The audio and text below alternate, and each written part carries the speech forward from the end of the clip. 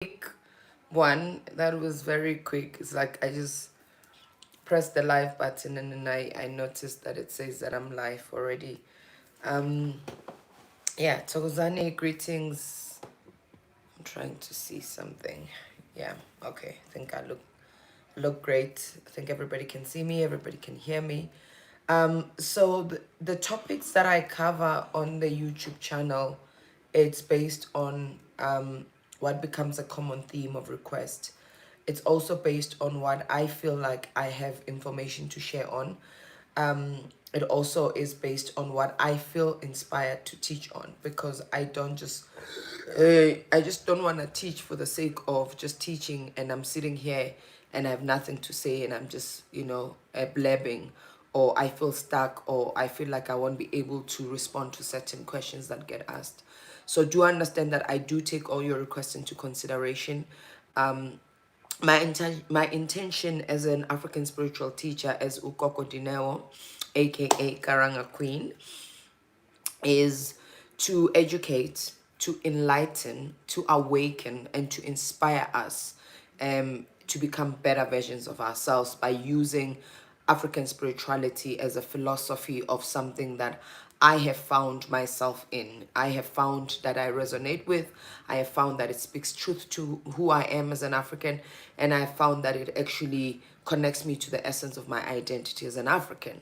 So, and I bring into this teachings my experiences as Isangoma, my experiences as, a Heal Your Life teacher, and my experiences as a life coach, my experiences as many other hats that I wear in terms of fields of practice that where I've got, knowledge systems, education, and training. And I also bring my own life experiences because I feel like they are more richer. My own life experiences are richer. My own life experiences, make the topics that I speak about come to life. So just know that I bring different things. Actually, yeah, because I wanted this to look like that because it said revolution. And there was something that spoke to this t-shirt when I was getting ready. It's a revolution. So greetings, Thokozani Bokokona Bomkulu, Thokozani tribe. I've been saying for the past few weeks when I had an incredible, those who tuned in know how incredible that life I did with Shemin Jurek was. Like, I was just at awe at just his love for the work that he does, and the love he has for us who come into his space to share our knowledge and our wisdom. So it was a really incredible, and he kept on using the word tribe, and I kind of resonated with the word tribe, and I've taken on that this is a tribe because we are a community that has gathered here to learn.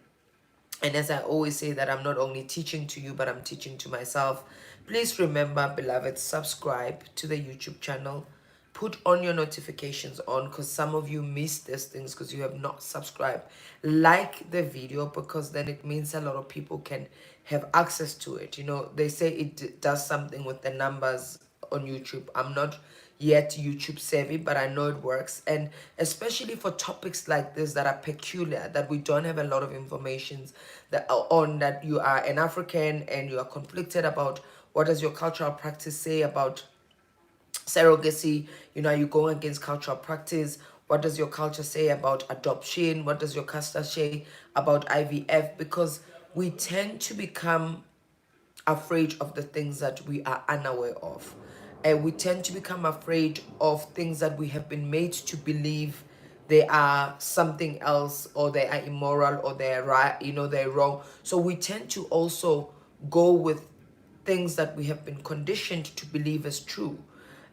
Because when we look at surrogacy and we look at IVF and we look at adoption, and I'll speak to simplify the meanings for those who might be saying that what is what is IVF, what is surrogacy, what is adoption, because we can't go with an assumption that we all understand what those terms mean. It is a topic that is way long overdue, because when I started doing the streams on Instagram, a lot of people used to ask me, but at the time, like I said, I haven't felt like I needed to teach about it.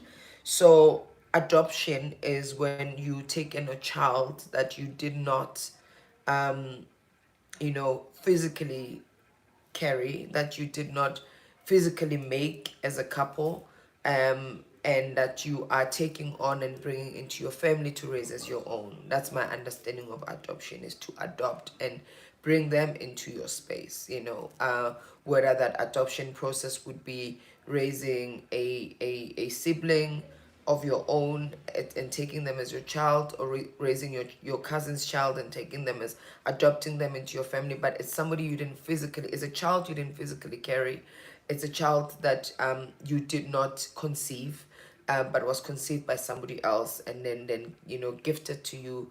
And that gifting process or giving process, comes in many forms. We know that it comes in a way of going through the legal process of agencies and adopting a child, so that the child can then also be legally yours, so that the mother doesn't come back or the parents don't come back and claim custody of the children. But we also know that some of us do raise our our relatives' children, and we take them on as our own. I grew up with, it was the three of us. Then my late sister, who comes after me, passed on. Then my mother took on her sister's child, when her sister passed on, and raised her as her own. So clearly from that, we do know, a lot of us, that adoption is not new in our culture as Africans, because we would not otherwise have sayings like, it takes a child to, it takes a village to raise a child, because a child is raised by the community. It is raised by, a family is not raised by just the two parents. So whether that child is yours or not, we knew when we grew up. I grew up in Alexandra Township, and I knew that every elder was my mother and was my father, and I needed to respect them as such, and that they would treat me as their child as well. So I wouldn't go hungry, and be outside in the rain when my parents were not home. I knew that I had mothers. I had many mothers, and I had many fathers. So I grew up with that. I was raised by my maternal grandmother and grandfather, because my mom was young.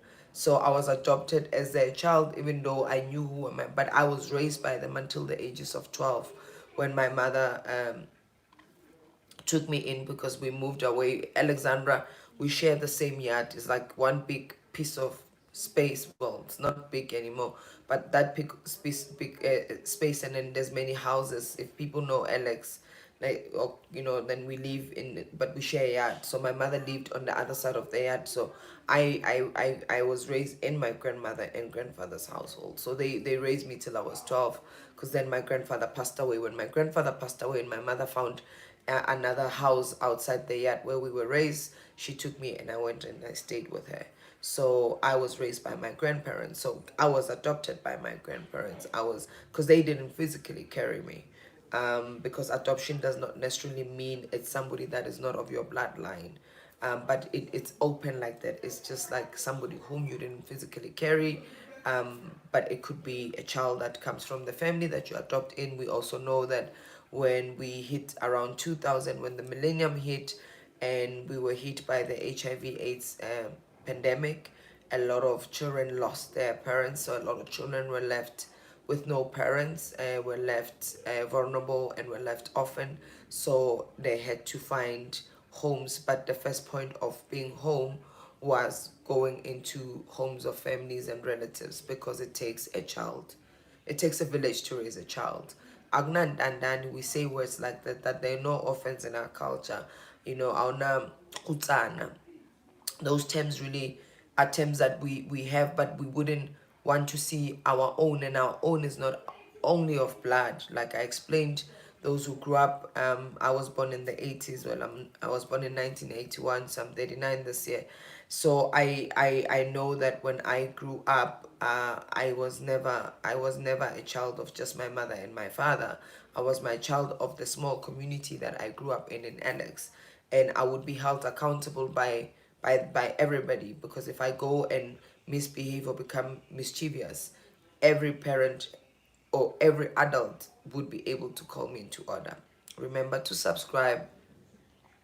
Remember to like the video because it helps those who are not here. If somebody's doing some search or Google search, they will be able to find this information so that we can really help each other as a people, because a lot of us sometimes struggle with certain things because of the old belief systems that certain things we don't do them in our culture. And then I wanted to speak about what is my understanding of surrogacy, because surrogacy is when you offer yourself to carry somebody else's child.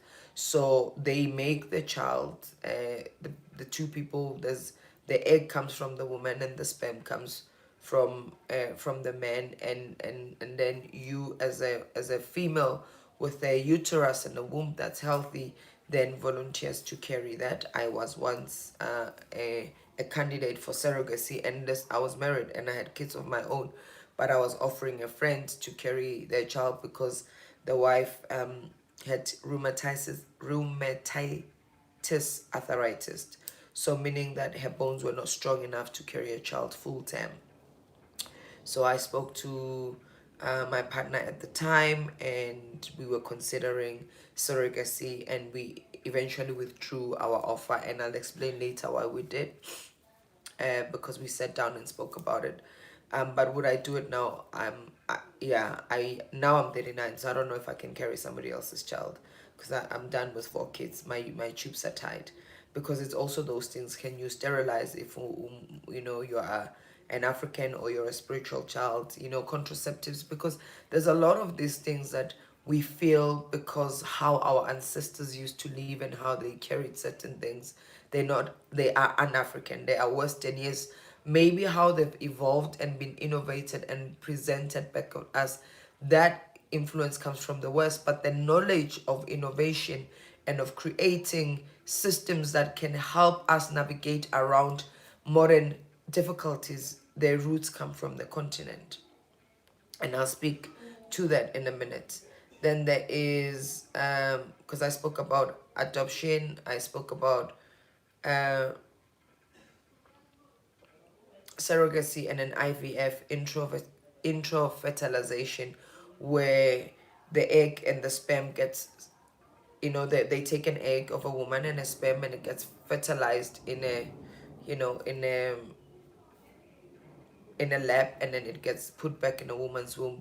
And people who also sometimes ask for surrogacy is people who are in same sex relationships. So they might have to have, if it's two men, they might have to have another woman as egg and that man's sperm and that woman's womb.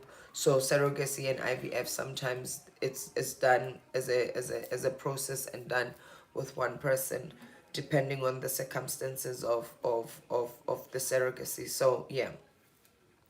So let's speak about African spirituality. And I've said this over and over, but I'm going to repeat it because it's going to set context for us so that you can understand when I say these things can be done or these things have challenges, where are we coming from? So we do not just go and sign up for things without understanding implications, because when we are empowered, we can make wiser decisions when it comes to certain things. Hey. So as Africans, we are spiritual. So, as spiritual beings means that we are always living in the present moment, learning from our past experiences, taking on the past that is of essence, and then bringing it to this time or the present moment to enable us for the future. So, African culture is about a way of being. And then, with that way of being, then we do derive uh, uh, tradition. Tradition is norms and values and belief systems that enable the way of life. So as Africans, we've always been an innovative culture, because we've always looked at what are these times calling for us and how can we better show up as human beings in these modern times in relation to our ancestors, because we understood that we were not separated from them.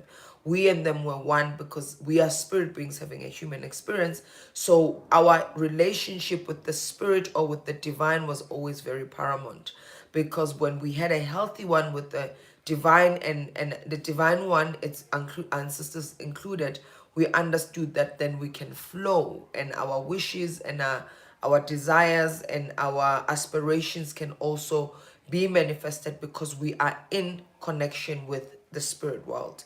When we are in connection with spirit, which is breath, which is life, which is God, which is creator, it means therefore we are able to create life experiences that can really serve the needs or the desires that we are desiring, because that's what being in alignment, like a tree that is deeply rooted, it's got a stronger ability to bear fruit because it is deeply grounded on, onto the soil. So when it's time to bear fruit, its ability is much more higher versus a tree that is not strongly planted. So having a relationship with our ancestors makes sure that we are deeply rooted to spirit, because they are spirit, and our spirit as well connected to them then helps us create magic for our life. Let me know if you're following this. Remember to subscribe, hit the notification button. You can also follow me on Instagram. I'm Coco Dineo. On Twitter, I'm also Coco Dineo. Facebook page, Coco Dineo and Danzi. But I'm mostly active on Instagram because I still do some lives on Instagram. But these lives are mostly when I bring other people to ask me questions and interact with me. So if you're not on my Instagram, you are also missing out, because that's an opportunity where you can make a request and have a conversation with me, because that is going to be limited. From next year, I'm moving most of the things to YouTube. So use this opportunity as you have it, because I'm gonna move to YouTube. I'm gonna have exclusive membership. So I'm moving a lot of things to YouTube. But while we still have an opportunity for you to have a free conversation, get free guidance, free advice, make sure that you follow Instagram. And remember to subscribe here, hit the notification button, like the video. We've got 138 people, but 69 likes, because and share it with your family and members, because we also understand. It's so interesting because last week I spoke about women attaching their value to fertility, to mothering, to wifing, to all of those things. But also we do know that there's some women who are naturally inclined and drawn to being mothers, and men who are drawn to being fathers. So there is a desire and a yearning to really be a parent, because that's what you love. And we know some people's callings are to mother and to father, and they do a brilliant job at it. So if you take this as your calling, that's why people choose to be housewives or to be house daddies, because I know there are stay-at-home daddies. I remember when I was married to Mkulu Mkasha. At some point, he did offer, because I'm like the ambitious, business-driven person, and said, let me be a stay-at-home dad. But it was something unfamiliar in my culture, so I didn't really take it seriously. When we're speaking about reasons that led to our separation, we had a conversation about certain things, and he touched again and said, I was content being a stay-at-home dad. I wanted to raise our kids. And I tears came into my eyes, because when he said that, it challenged a conditioning about stay-at-home parents are only women. But he's a natural natural. Nkulu is a natural natural. So I was like, my life has always been one that makes me experience what spirituality is about, because to teach about it and to read about it and to understand it is something else, but to experience it in your life gives it a deeper meaning. Hence, I said we once offered, because I was married to, for me to be a surrogate for a friend of mine, one of my closest friends. So it's something when you experience it, and when I had him, and I was like, wow, so part of things falling apart is because here I was wanting him to be what I was expecting him to be as a man, from my own conditioning as a woman about what a man's role is in a relationship. And this man felt drawn and called to just parent. I mean, Kulu used to carry, I couldn't, I still don't know how to carry a child on my back. But he would do it. He would put our daughter to sleep by carrying our children in the back. He would change nappies. And because of how we've been conditioned, I remember there was time where he was washing the dishes after his mother's birthday. I organized the party. I did everything. And he came home after work, rolled his sleeves, and was helping washing the dishes. That his brother, because he comes from a very Stone Age Zulu family, traditional Zulu family, looked at him and said, I went about Lisile. And it wasn't about that, because, our conditioning sometimes goes against our nature. And that's when we start to experience these causes: depression, mental ill health, because we are deeply being suppressed for what we are naturally being drawn to becoming.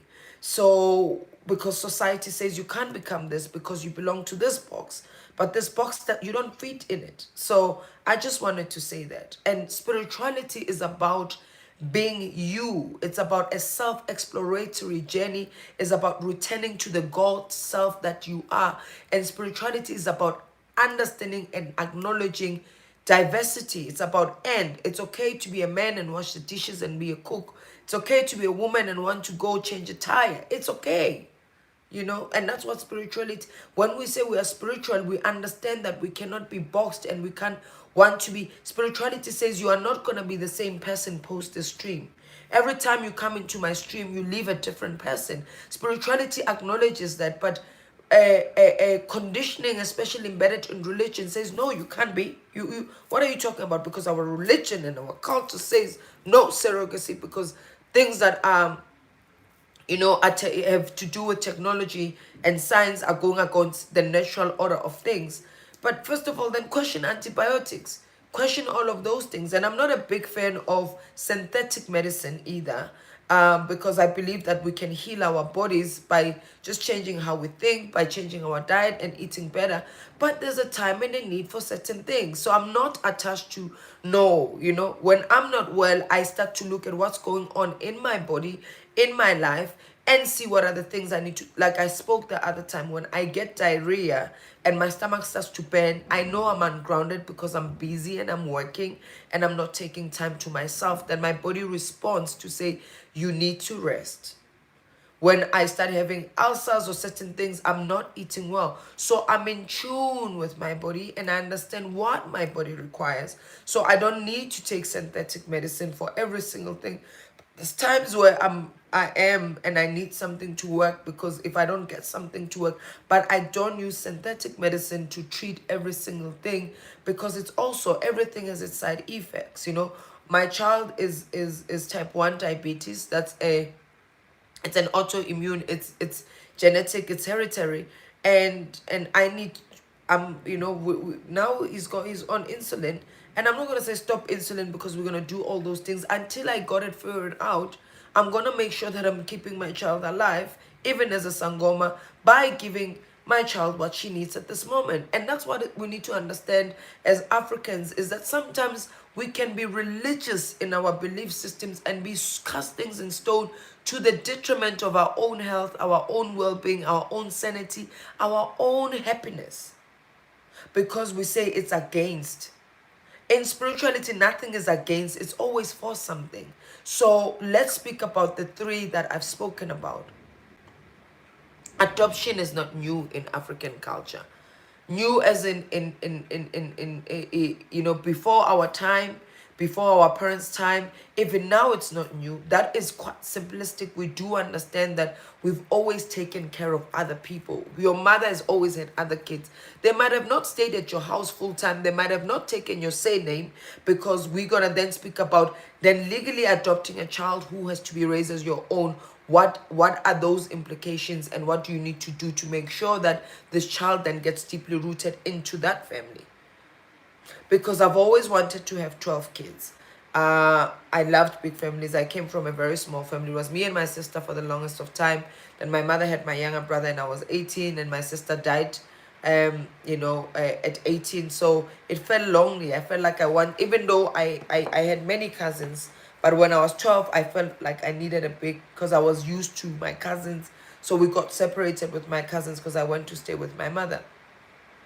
So when I got married, and I learned a lot of things about that culture, and certain things as we know them to be are not as we understand them, because we also need to say, where is this cultural practice coming from? From which perspective? Whom is it serving? Because culture is supposed to serve the community, not the individual. That's why it's a way of life for the collective. You can have your personal culture, but you can't be saying this is our culture, because our means then it's service of the collective. But if you say this is my culture, means then it is of you, right? So my culture in my own home is to serve my own space, but I can't say it's our culture. The minute I say our, it means it's for the collective. because I knew that I don't want to carry 12 kids.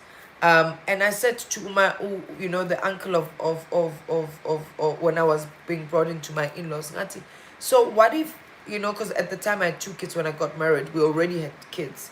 I mean, when we did the full process, when we finished off the process, because when I fell pregnant, um when I spoke to Ubaba Bantwana, I asked, because in my culture we some ladu, and they said, no, don't do that, we know you.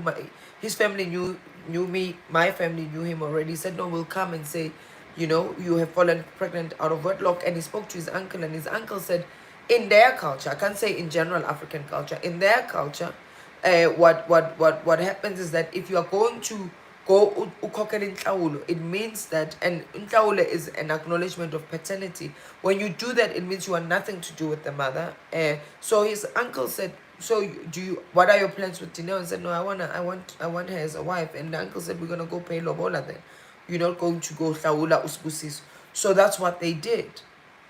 So when I was taken to the home, mengiyofakwa emzini ke ngihlatshwele imbuzi ngithelwa ngenyongo bangilaya lapha, and then I asked umalume, and that man, I love him. He made me love Zulu culture a lot, because he made me unlearn the conditioning of what culture is about. And I understand that a lot of our cultural practices is also embedded in the culture of colonization, and it's not really what our culture is. And he said to me, and I said, Maluma, I would love to have kids, but can we adopt? And he said, definitely you can adopt kids. I'm like, but what's going to happen traditionally when we do that? He said, it's not a problem, because once you take a child, so when you go through the legal process of adoption, so one adoption, yes, definitely adoption is accepted in African culture. It's accepted within the eyes of the ancestors, so you can breathe and come down. You can ask me questions later if you are not clear on what I'm saying. So, one, my advice and my guidance to you when you are going through any of these processes, connect with the spiritual world of your ancestors, because by connecting there, when you follow the process from creator energy, it means that you are likely to succeed in what you are seeking for yourself, but you are also eliminating unnecessary energies that might interfere with what you are aspiring to achieve when it comes to either making sure IVF is successful, because sometimes it fails, making sure your adoption processes don't fall apart or things don't go wrong, making sure that when you are having a surrogate, whether you are going to be the surrogate or you are going to ask for a surrogate, either way of the spectrum, as an offer to surrogate for somebody or as one who's seeking a surrogate, connect with your ancestors to check what is happening, and we are seeking to go on this route. What are the things we need to pay attention to? What do we need to be cautious about? I had people ask me recently, a couple who came and they wanted this person to be their surrogate, and I said no. And I said, not yet, there's nothing wrong, but Edlozini is like this and this and this. So as things stand in your family, ancestral lineage, as things stand in your spirit world, there are already discourses. You don't want to bring a third person who's got their own ancestral vibrational energy and stuff into this mix. Sort yourselves out first before you bring a baby here. Are you feeling this game? Are you getting what I'm saying? Because it's kind of like doing a medical check-up. Do a spiritual check-up to see if it's best to go the route in which you are going, because you've got a desire, you've got a need, whatever it is, to surrogate, to IVF, to there's a need, because people need to understand, people don't go just to IVF most of the cases because they just don't want to do it the natural way. Is because there are medical reasons why people, you can't conceive. I've had a couple who tried IVF over and over again. I think they tried it about 15 times and it failed. Then they came to me and they said, but IVF is also failing.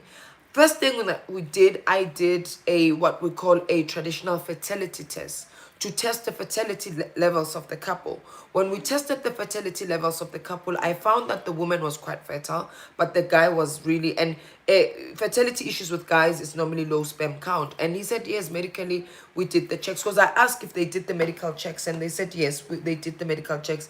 They found that the guy does have low sperm count. So when we did that, then we prescribed some traditional interventions or African healing indigenous methods to help make sure that when they go through IVF, it's still a success. Because on the woman's side, there was some issues that she needed to deal with that were spiritual, and on the guy's side, and they did about, I think it was a 3 to 6 months.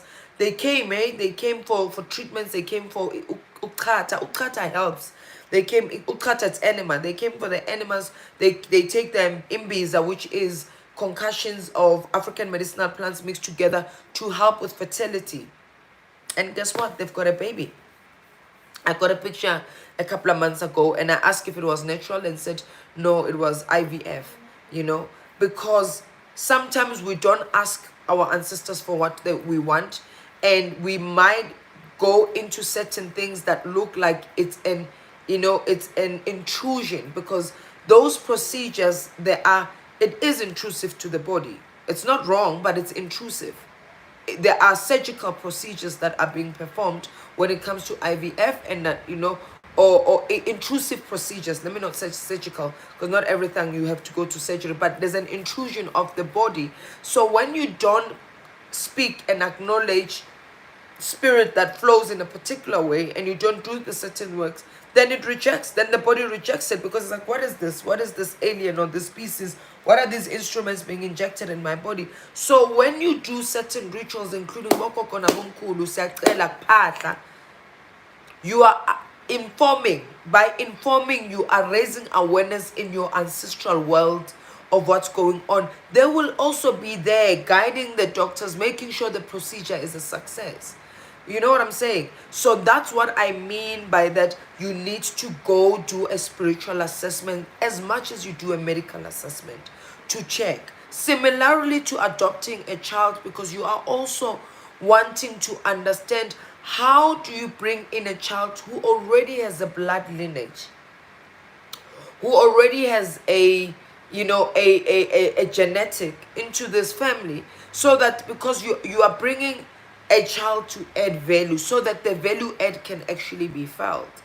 And then there would be rituals that would be performed to acknowledge the child. When the child comes in, uyabikwa. Then there's things like imbelego, mpabadimu, which we call ceremonies that root the child to your ancestors. And you need to be able to speak. If you do know who the mother is, or you know anything about, do acknowledge that they come from bagamkize abanamandla. They don't have the means or the ways to raise this child. So we are coming and saying Lomdwana is now gonna be wagakumalo, and we are taking them into, so ngalembuzi siyamamkela kuleli khaya. With this goat we are accepting, with this offering we are saying, may the ancestors of this household recognize and know them as our own. Yes, Beloga and Pabadimu is the same thing. Do you understand? But Kokasutu, sometimes Pabadimu it's also a Thanksgiving. But in Pabadimu, it's an offering to the ancestors. You do different type Pabadimus. But when you're a child, they do that. Some people slaughter a goat, some they slaughter a sheep. So you need to understand that that's what you need to be able to do, to make sure that this child also can be one. And because some of you might feel out of place because you were adopted, but you were not connected to those ancestors. A lot of us were adopted. I was raised by my stepfather. A lot of us are raised by stepfathers. So do you see that adoption is not new? Because that man did not make me, but he raised me. But I knew my father. So he didn't do anything, because my father then came back and did what he needed to do for me. So my paternity was not denied by my father. It's just that my father didn't have capacity to raise me, and my dad had me when he was 18. My mom was 17. So and they really didn't stay together, because my dad had the calling and denied his calling, ended up in jail. So my mom met somebody else when I was 2, and that man married him, and I grew up. But I still was raised by my grandparents. So when I was 12, then I moved in with my stepdad and my dad and my mom. Excuse me. So when I'm saying that adoption is not new, do you understand what I'm saying? Adoption is not new. And I would say that might also be wiser to look in the family, because there are people who don't have capacity. But when we do it the African way, where I am taking a cousin's one, and you really want to take and raise this child as your own, don't exclude the legal process, because we need to, I'm also recognizing, as much as we want to do things, I'm also saying what are the legal things I need to put in place for certain things, because then when this child grows up, don't just say we raised you as our own, but you are legally, you belong to this, you because you belong to me as your mother legally, so that you don't raise a child and then the next thing, the agreement was like, yeah, this child will be yours, and then there's stuff later on like, no, no, no, why this is my when there's some written agreement, because so is also surrogacy, so is everything else. And let me tell you why surrogacy is also not new in our culture. It's just the term might be new. When a man or a woman was infertile, and because after we run the fertility test and we realize that fertility here is an issue and you are infertile, so meaning that biologically you're incapacitated to have children, that's when they would then ask for somebody else in the family, like your sister would come in and be impregnated. By the minute your sister so it would either be polygamy or not, but I'm going to speak about polygamy on another day. But if it wasn't polygamy, because there was polygamy, it needed, there has to be financial resources to also run a bigger household. So if there was no financial resources, you wouldn't take polygamy. um but then you would have to bring a sister or a relative to carry the children. And that agreement will be very clear that these would be Dinewo's children. They wouldn't be my sister's children, even though they would biologically be known as my own. But as we know in African culture, like I said, it takes a village to raise a child. So we'll call my sister Mani, my younger sister Mani, but this child will be born, raised, knowing that Dinewa is my mother who carried me, even though it was carried by somebody else. Similarly to a man who would have a low sperm count, they would have the brother then, or somebody who's a relative. It used to be done. But remember, don't just go do these things, hey? Don't just say Coco said, yeah, and then kanti wena ukhalelu umfazi kabhuti wakho, or don't do those things, because there would be rituals to be performed to make sure there is no discourse, or there is no akshaisani somewhere. They would have to check it out ancestrally and spiritually to see if this is allowed. I just spoke right now what happens when the man is infertile. They would ask for the brother or the cousin or a relative to come and, you know, to come and impregnate. And these children will be raised knowing that abantwana baka Tepo, they belong to Tepo, is their dad, even though gahle gahle the dad is Malume Paul. It would be done, but it would be done in a way that it's very sacred, in a way with mature people.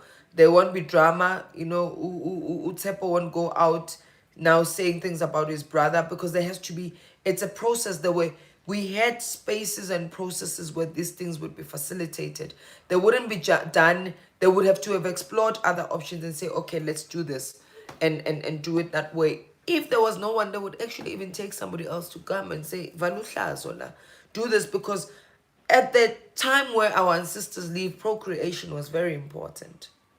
To procreate was important because we owned the land, we worked the land, and we needed to, in our children are very important in our culture, because we want to be remembered. We want to be an ancestor, so we don't want our to disappear once the body dies. We want to be always remembered. So to have children, I know when I'm gone, my great grandchildren will say, "Sbiza ukoko where to ukoko dinero," So I'll know that my work will still continue on the other side. I said I'm not gonna be that ancestor that comes back and I'm gonna save. I've lived many lives, and this life is my last lifetime, because I'm gonna be here till 100 years. So after the century, I would have served. My soul would have been content to have served it, its soul purpose very well. Remember, you cannot call this incest. Incest is different. Incest is sexual abuse, and that's sexual assault. I am talking about people who are in a relationship that are, we talking about surrogacy, we're talking about IVF, we're talking about adoption, and whether these things did exist in our cultural practices, or they things that they're new to us. So incest is something else, because incest in the family, there would be an adult molesting a child, and that's abuse. That's not no. That's immoral. That's immoral. Let's get that straight. That's not, unless if it's, and we do understand that in the 1880s something, women would marry very young, and there were things. I'm talking about what is the significance of what we used to do then in relation to the three topics. So can we focus, and I know that there's people who've used incest or sexual abuse and say it's our culture. No, I said our is to serve the collective. Remember, that's what I said. When we say it is our, it serves the collective. And if it's our, it can be a secret, it can be private, sacred, but not secretive. Right? So what is serving of an individual is normally secretive. And secretive is like, if this comes out, I'm gonna get into trouble. If this comes out, because what is private is that the family members, the uncles, the aunts from both sides of the family would be coming here and sitting and having conversation about how are we gonna support Dineo and Spiwa to have kids, because Dineo is in, it doesn't, cannot conceive, or Spiwa cannot also conceive. Then what do we do? So it's not something that's decided upon, or somebody doing something on somebody else. Let's get that straight. So I've spoken about that those things are not new, because IVF, I mean, it has to, it's about a child, the egg and the sperm being fertilized, and by a particular time they take it from the lab and put it there. But understand that because of what I've just shared earlier on, do you now understand that our cultural practices have always been evolving? Our cultural practices have been modern. Our cultural practices have been innovative. That these things are not new. Because our ancestors didn't do IVF at the time, because we didn't have the technology that we have. And we didn't have the medical issues that we have right now. So, but they had, still infertility was an issue. And at the time when infertility was an issue, there were other, alternatives to still have childbearing in the family, that at those times would speak to those times. Our culture evolves all the time. So don't think that it doesn't evolve, because it doesn't evolve, then it will cease to exist and it will die. So do understand, if you've just joined the stream, kindly go back, and I'm going to save it. Come and listen, because sometimes people ask me questions that I've covered because you've joined in late. That's why I said 8 o'clock. I'm sorry, I know I was a bit late. I needed to make sure that Dina and kids and Dina and I, my language today is opposite. I was having dinner with the kids. It's not our home language. I was having dinner with the kids. I needed to make sure I have dinner with the kids and then set up and all of those things. So IVF, adoption, surrogacy, yes. Yes, but you need to go do a spiritual assessment. So let me speak about surrogacy. So surrogacy is where you as a woman is willing to carry another couple's child. And I'm saying couple because it could be same sex, it could be men and women, another couple's child that is not yours. It is very important, you as the one who's going to carry that child, that you also ask your ancestors if this is something you could do. Because also understand the implication is that there is going to be attachment to that child. So there might be a ritual where you need to be just keeping that as a sacred space for that child. And then afterwards, there's no issue, so that this child is not attached to you as well spiritually afterwards. And it becomes a child that they will always say, where's your mother? And now you are being surrogated by another mother. But rituals are rites of passages. Rituals helps us transition from one state of being to another state of being with ease. Is it? From one state of being, from one stage of life to another stage of life with ease. That's the power of rituals. So when we do things and we do that, because remember, this child has been in this woman's womb, knows this woman, hears her voice, is connected and bonded. But before we do that, we perform a ritual to announce that, please know that this that we're doing, the woman is pregnant, we speak to say this is what is happening. This child becomes aware, because the spiritual intelligence of this child then connects to, like, I am actually created by a collective. I am sitting in one womb, but I've got two wombs. Or I'm sitting in one womb, but I've got this and that. So that there could be ease when the child, but like, oh, no, know that children's birth, it's trauma. So when they are being born already, they're into trauma, and then they have to be in trauma of being separated with the womb that incubated them for 9 months. So if you don't perform the rituals, then you are creating these discourses. The easiness of transitioning becomes doesn't happen. And then when the easiness of and the smoothness, when we don't create a transitioning process, even when you move, they say we're going to enroll you or we're going to orientate you. There are those terms. So if we don't do those things, then we leave the children being born hanging. The children born are hanging. So that's and I'm sure for same sex couples, you can't deny your child the truth of, like, no, because it's mommy and mommy, or it's daddy and daddy, right? You cannot say to your child, like, no, because as they grow up, they would want to know who is their dad, because biology will teach them that a sperm and an egg makes a child.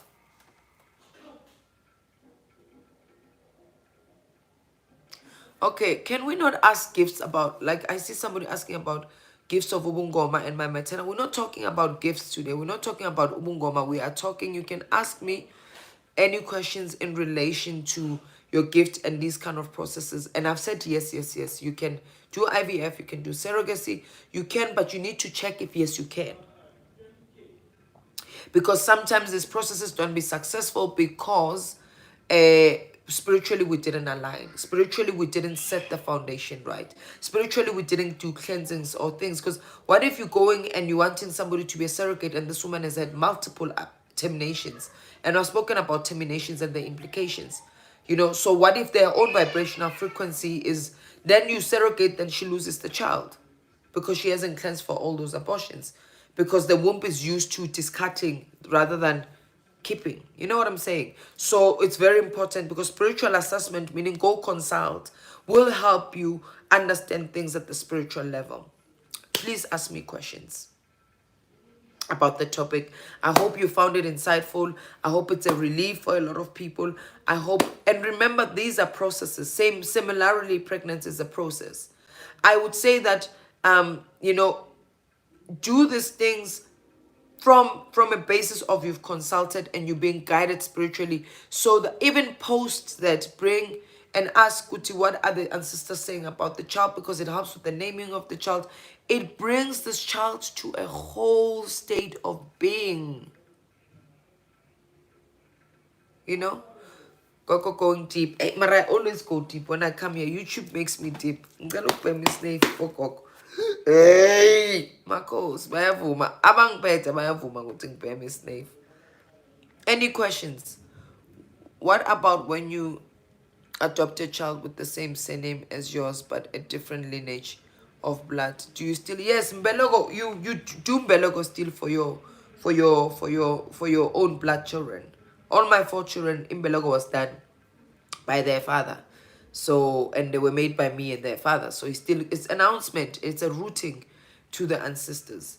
But with adopted children, there might be a pre-Mbelego one to be done to connect your ancestors and that ancestor's child, and then because Mbelego is the child being accepted and welcomed into the family of your family, because you're taking them from another family, is to be welcomed into that family.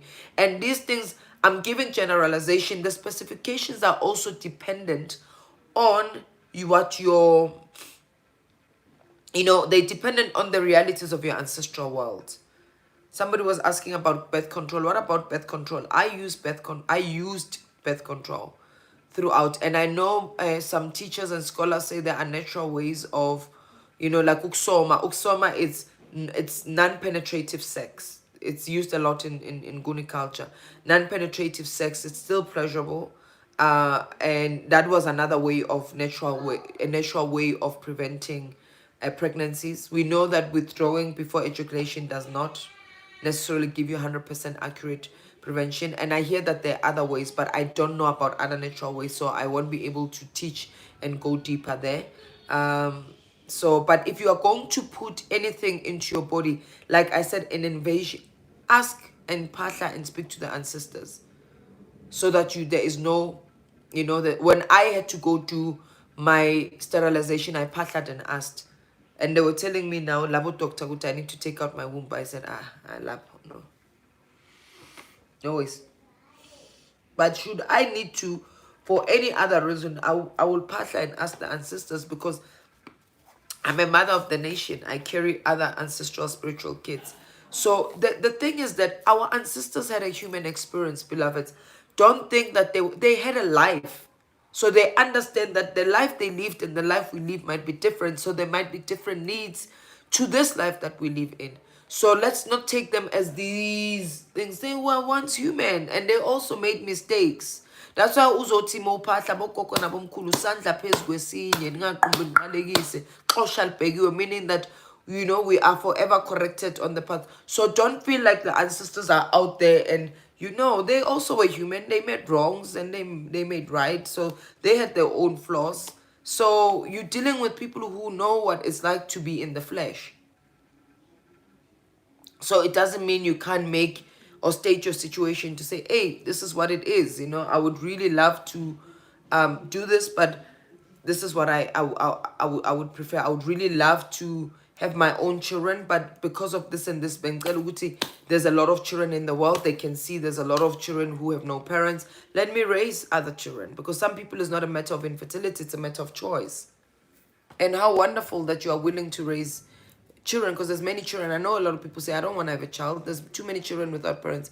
So it's really too about kids wanting their father's side of the ritual through in life. Yeah, it is true. Yes, it is true. It is, but if you don't know the father, then there's another ritual that can be done to make sure that is not a problem and it doesn't affect the child. My kids are colored, and I come from my mom being Xhosa and my dad being half colored. Now I'm not sure I should do imbelego for them. For them, their dad and I broke up, and he doesn't believe in rituals. Esxhoseni, what I know, imbelego is done from the maternal and the paternal side. Remember, imbelego is to root, is to announce. In Zulu, this is Zulu, it's only in the father's side. So different cultures do different practices. But when I had my kids, we did also announce them to my ancestors, but we didn't slaughter a goat. Their father slaughtered the goats for them. But esxhoseni, I know you do it at both sides. You do it on your maternal and paternal side. So you can do it on your maternal side. And then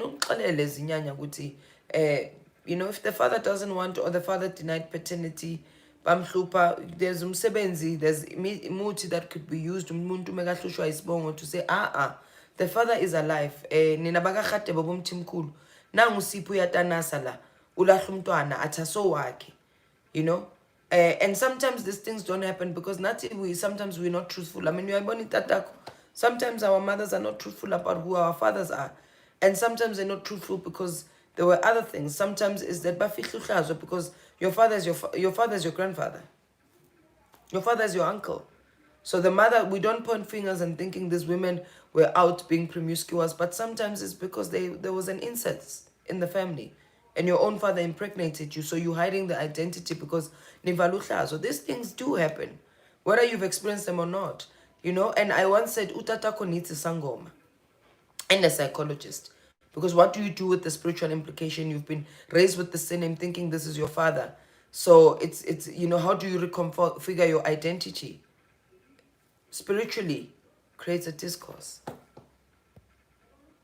Can you remove all components of imbelego for your kid if because the two families don't get along? I wouldn't know. You'll have to follow that, eh? But you can't do cut and paste. You need to honor the essence of what the ceremony is. I'm gonna ask you because I wouldn't know what components you're asking to be removed.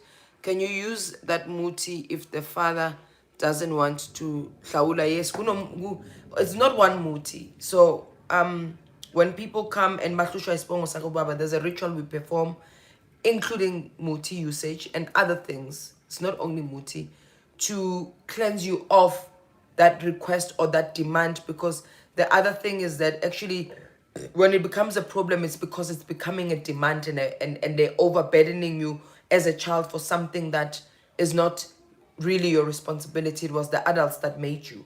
But then now that you're an adult, they might want or demand or say they want this. Then there are rituals to be performed to say you can't be demanding something that is not my responsibility.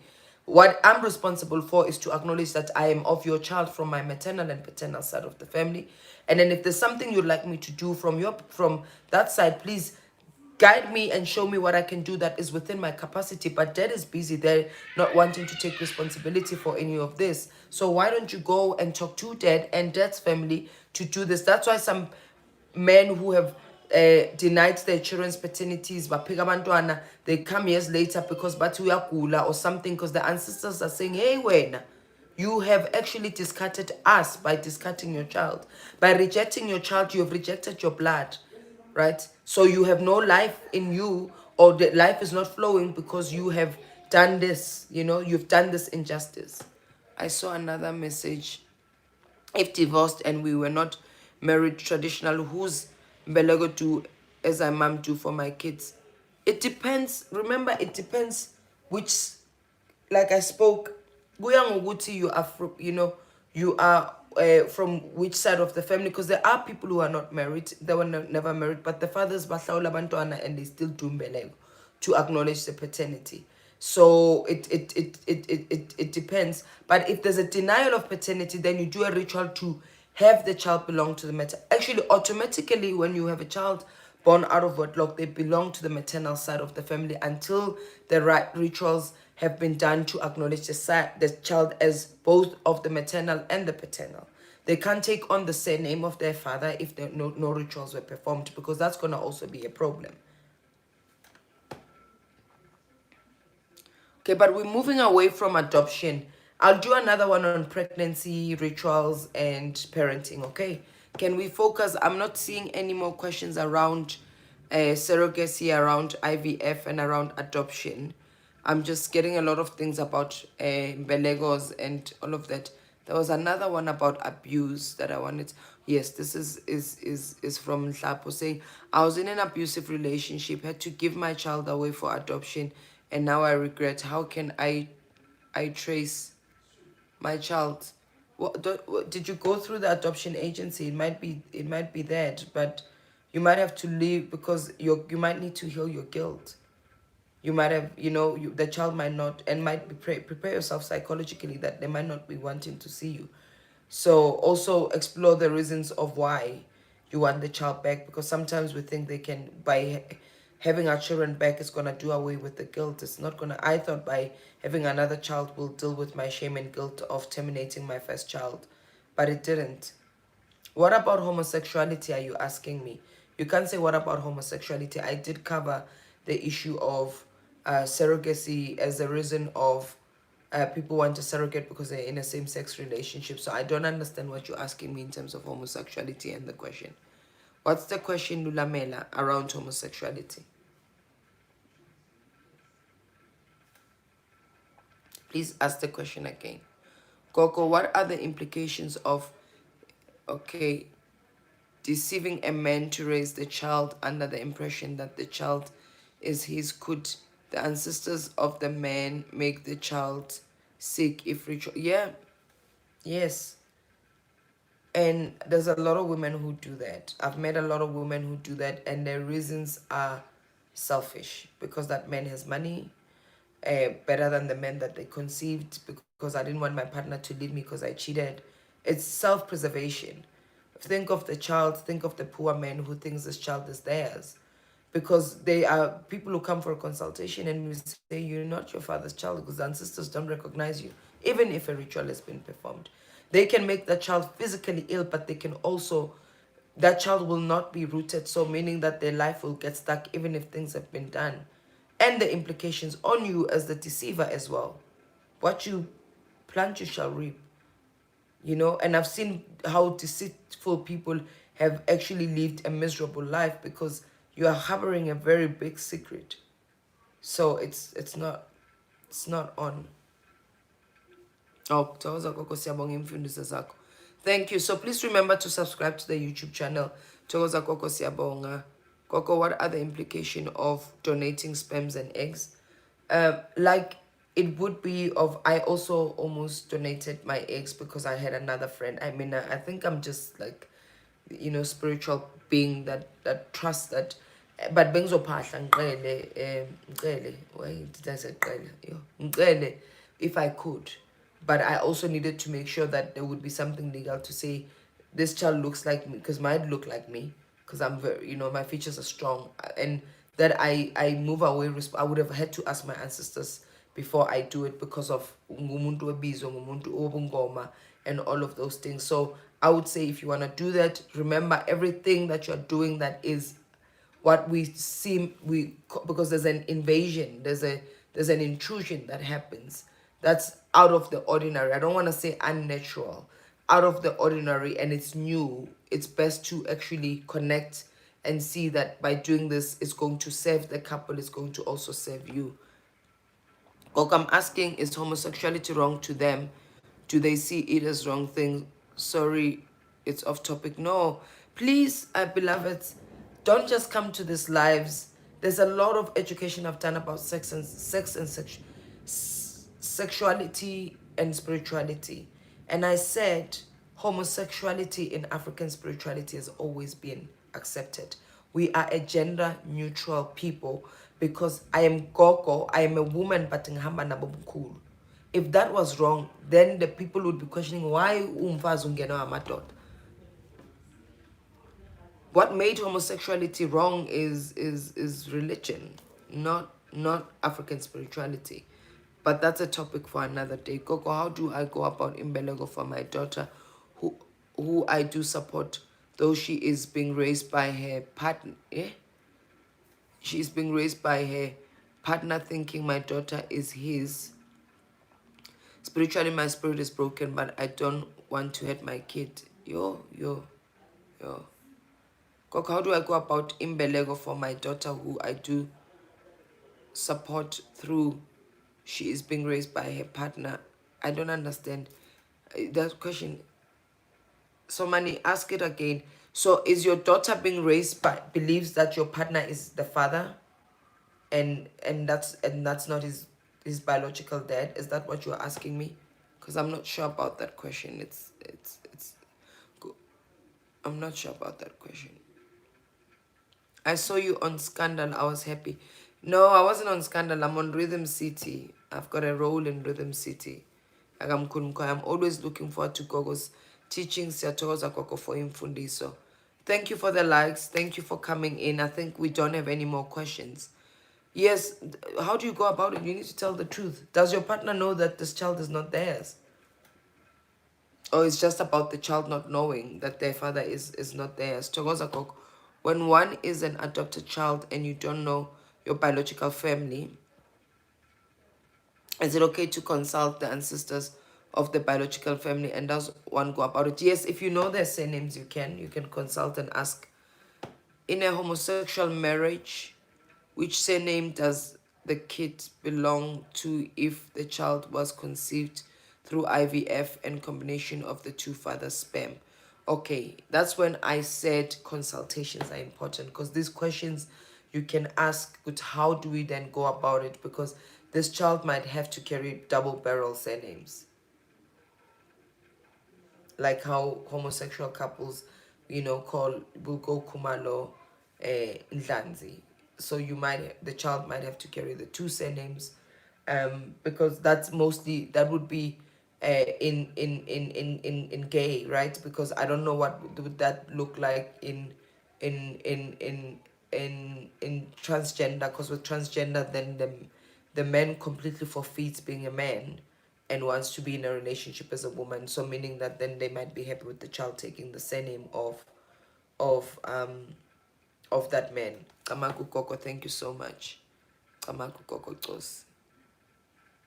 The man raising her child thinks is he's the father. Ay, yeah, yeah. Koko. Yeah, this you will need to bring. I'm gonna say your first place is to go to your family and tell the truth. Get a mediator, because this might not, it might end up very ugly. but you need to tell the truth. It's gonna not be easy, it's not gonna be painful. um, and you might want to go for a consultation so you can know how to spiritually also help with the grounding, so that the turbulence does not create rage and all those things. She has refused to tell her husband, ingani eyami. In so doing, I'm being punished. Abogogo abafuni ingane eyakhe. No, you cannot be punished. They might be doing things too, but then, yeah, I think your story needs a private session, because just typing the questions, because I don't understand, is, are you the man, are you the woman? I wouldn't be able to advise further from here. I think a consultation might. Can a child be made by two sperms? I don't know. I'm not a doctor, so I wouldn't answer. I don't know. Thank you, Coco, for the teachings. I don't know if a child can medically, if there are any doctors here, you can tell us. I'm not a medical doctor, so I wouldn't know if a child can be made by two sperms. I thought a child is made by one. It's only one sperm, but I don't know what that possibility is. Angaz. Feels like we've run out of questions. Remember to send me your DMs with topic suggestions. I think maybe next week I will talk on demystifying the myths around polygamy.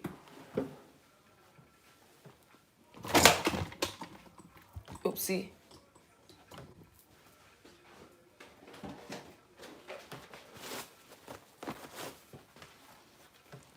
Sorry, I was going to get tissue and then I tripped on the thing. So, can we discuss all things you need to do before marriage spiritually besides lobola? Yes, I'll speak about marriage and spiritual and African spirituality, or relationships and African spirituality. I'll also cover that topic, but I wanted to demystify the myths of polygamy, so that we can know what we're dealing with. So next week we will be doing demystifying the myths of polygamy, because there's a lot of people who use promiscuity and want to call it polygamy or polyandry.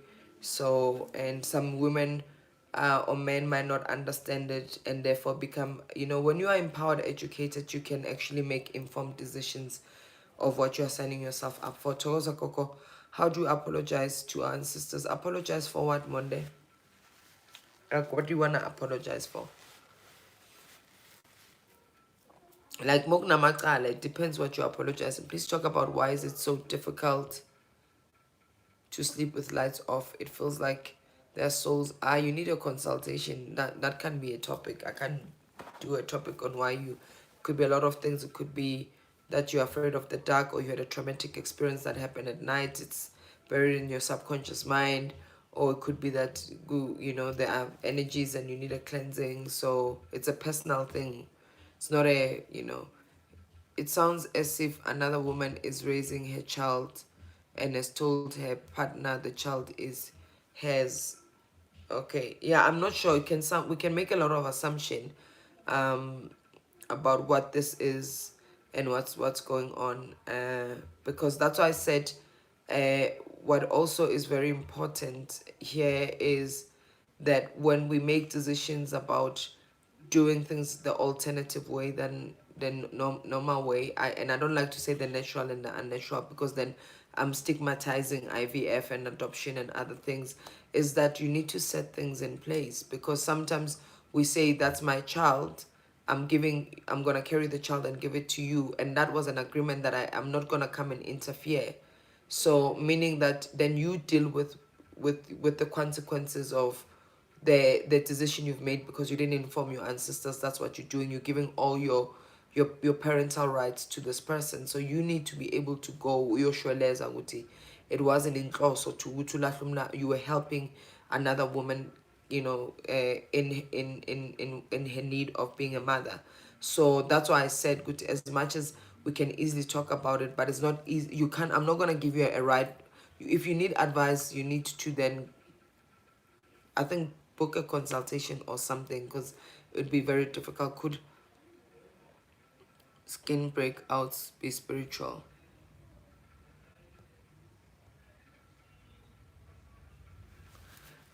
I want to say this, beloveds. We have personal problems and personal issues, and live streams are not going to solve them. if you have a problem, like if you can't sleep, what, like the same thing when you've got a toothache or you've got an issue, you go seek medical attention. If medically they don't find, then you seek spiritual attention. So if you're experiencing a disease, get attention. It can be a topic that, you know, uh, it can be, what does it mean being born from a royal family? Some topics are quite vague that you're giving me. So I'm saying that some of us are seeking and thinking the teachings are going to solve you, the solutions are DIY. Some are not do it yourself. Some require intervention. Some require muti. Some require ceremonies. Some require family meetings. Some require. So streams are just to create an awareness and enlightenment. But still you need to go to, is like the same thing of when I did a stream on signs that you might be called. It didn't stop the calling. It didn't stop your problems. You still needed to consult.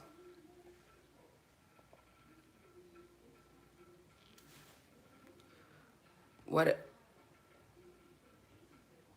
Oh, I'm going to take this question. Togoza, the baby from a marriage and the father died and I didn't get along with the family. And now the child has a spiritual gift and needs to be introduced to her ancestors. Yeah, then you need to speak to the person who told you that the child needs to be, because there are ways, but like these things are personal. These rituals are personal, so you need to be consulted to see what is it ancestrally you can do. Coco, you mentioned that people should consult prior to pregnancy.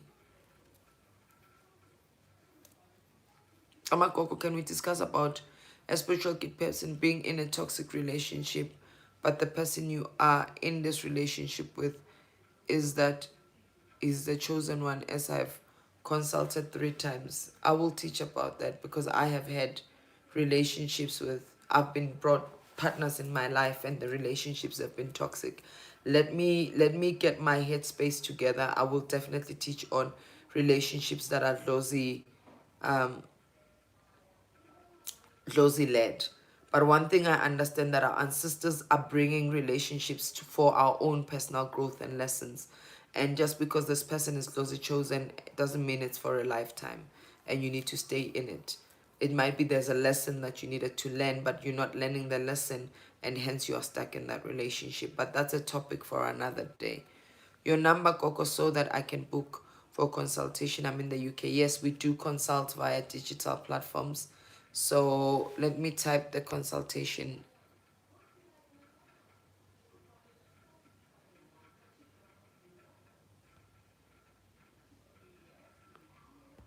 I want to learn more about life. Okay, I thought I can type. Okay, I can't type. It's +27 74 210 2089. That's the consultation number. +27 74 210 2089. You can also send me a DM and I can give you the number, or you can go on my Instagram page timeline and you click on contact, you get the number there. You can also go on the Facebook page Kokodino Ndlanzi, or you can go on my website, which is kokodinoondlanzi.com. Coco, so happy to be through. Hey, pre-loves Taco. Yes, my queen. Thank you for coming in. You can go there and get the website is kokodinoondlanzi.com. That's my website, and it will say consultation for bookings. You'll find the booking information there. There was another important question that I'm trying to get back to. Chedza, you asked it. I'm trying to retrace it.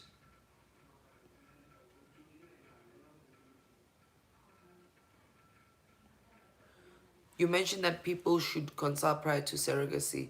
If people did not and the child is there but sickly, what should you do? Consult still to find out what's going on. You see, I like that story because you see now that there's a sickly child. That's what I'm saying. To consult is you are actually taking preventative measures of things that could have been avoided.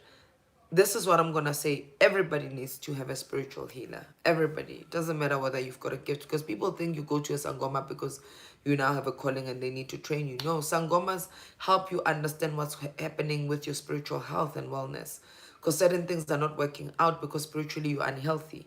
So that's what they are, because we are intermediaries between this world and the spirit world. We are intermediaries between you and your ancestors. So everybody needs to have a sangoma. Just a year checkup, like how you do a medical year checkup. just to go check out what's going on, what's in, but a lot of people come because something is messing up or there's a pattern, relationships are not working out. Then they find out this and this and this, and therefore you are still seen as a child, and then you cannot have adult experiences like a healthy relationship. So there's a lot of things. I do a consultation every year. I don't consult myself. I've got other people I consult. I do a consult. I do a medical. I do my checks, because by doing that you preventing things from happening, because you can be proactive. So take a proactive and just consult, just to say like my ancestors are happy, is all well in my life. Oh wow, 155 views and 155 likes. We've hit, that's for the like first time we have so many likes, the same number.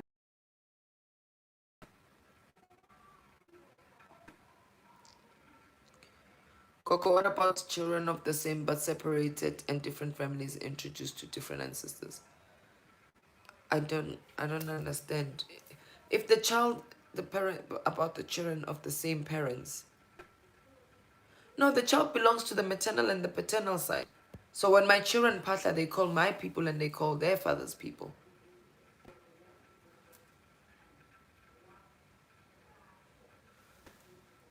Cleansing, there's an abortion stream I did, beloveds. There's an abortion one. Go to that one so you can know. Toza Coco, what if the paternal side, they don't do culture things, but as a teen, I'm dreaming of my late grandfather. I did speak that if they don't do, there would be rituals to be performed. Listen, beloveds, my tribe, certain things I won't give you answers to because they are personal. We will need to sihlole and then ask Uti, what is it that you could do, because now your father is denied paternity, because what needs to be done for Waga Kumalo and what needs to be done for Wagam Kize, what needs to be done for Waramalepe, what needs to be done for Mukwena are completely different, because not one size fits all when it comes to issues of spirituality. Not one size fits all. So I can't give you this and you go want to apply it. Certain things, they could be like Pasha one-on-one, I gave you guidance because there's generic ways of doing things. But we need to see what is the discourse before we can prescribe the point of action. So if I may ask, how much are your consultations? There are different rates. They start from 550. There are different rates depending on who are you booking and who are the practitioners that you're booking, and whether it's an international or a local. So when you go on the number, they'll give you the different rates. Okay, beloved?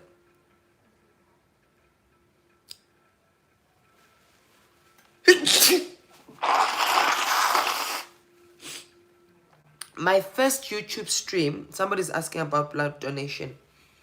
My first YouTube video that I uploaded was on blood donation. I was asked by an organ donor company about organ donation because they know a lot of people in the Black communities are very hesitant to do donation. If you go through all my videos, you'll see organ donation, blood donation talk I gave, and what is this, where's the point. But I think you are learning that certain things, it's about ukucela, certain things is about putting and stating your case forward. This looks like the longest. I think I took more questions. It's the longest stream, and I'm feeling cold.